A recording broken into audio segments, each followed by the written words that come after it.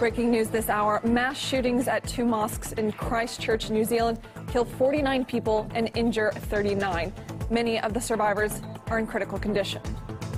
Blood is spitting on me, splashing on me, and I'm thinking, oh my God, it's going to happen to me now. It was unbelievable. And everybody just run to the back doors just to save themselves. 3 suspects are now in custody. One of them is an Australian national who reportedly live-streamed the attack over Facebook. In a post right before the massacre, he said he'd been planning it for 2 years. In other news, the UK Parliament votes to seek a Brexit deadline extension from the EU, though Brussels has indicated little appetite for further talks. And the Israel Defense Forces claim they have hit around 100 Hamas-linked targets in Gaza overnight in response to rockets launched from Gaza at Tel Aviv.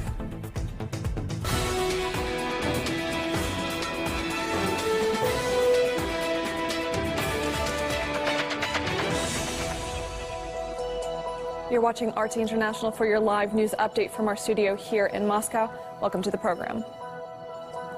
We start in New Zealand, where mass shootings at 2 mosques in Christchurch have killed 49 people and injured 39 more. The number of dead was confirmed by the country's police commissioner.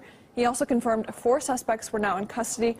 One of them, a male in his late 20s, has been charged with murder and will appear in court tomorrow.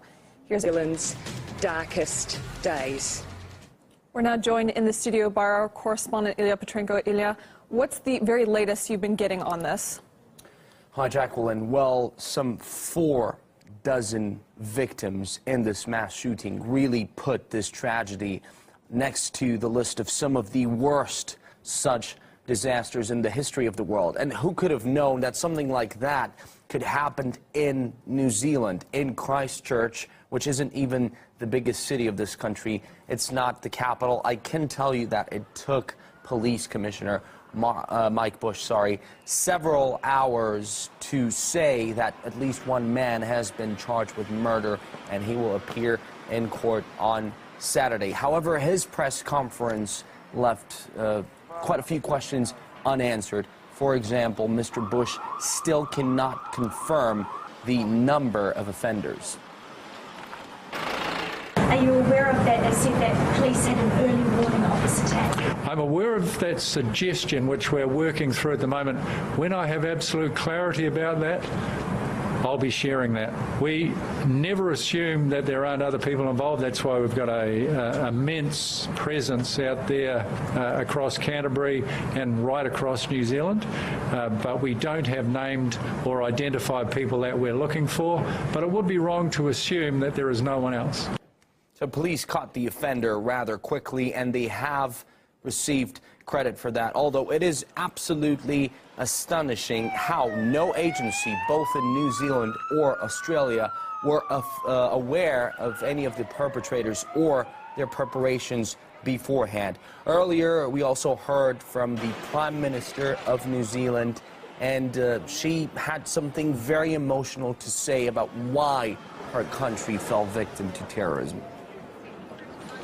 We, New Zealand, we were not a target because we are a safe harbour for those who hate. We were not chosen for this act of violence because we condone racism, because we are an enclave for extremism.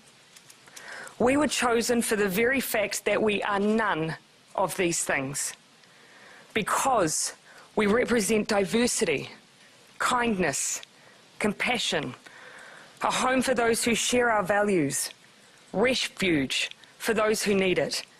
And those values, I can assure you, will not and cannot be shaken by this attack. You may have chosen us, but we utterly reject and condemn you. So, Ilya, 2 separate attacks within minutes of each other occurring. There are several suspects in custody. How much planning and coordination does this suggest then? The officials are being very careful when they're talking about this, but we heard from the Prime Minister during that same press conference. They believe there's definitely a certain degree of planning behind this. But when we look at this in general, when we hear from local journalists, when we hear from witnesses, it's becoming more and more obvious that there was plenty of coordination and planning put into this. I mean, 2 massacres almost simultaneous in 2 separate mosques, firearms being found in 2 different locations, improvised explosive devices. And if you look at the social network accounts of these supposed terrorists, they show at least 2 years of preparation.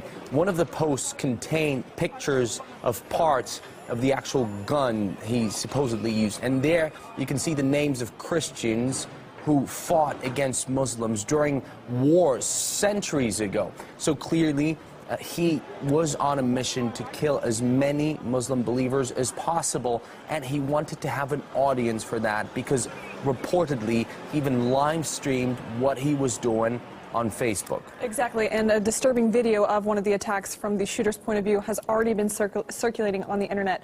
What exactly does it show?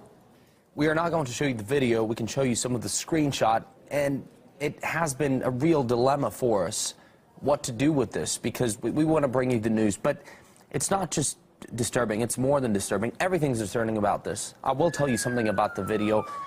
It doesn't feel like it's real.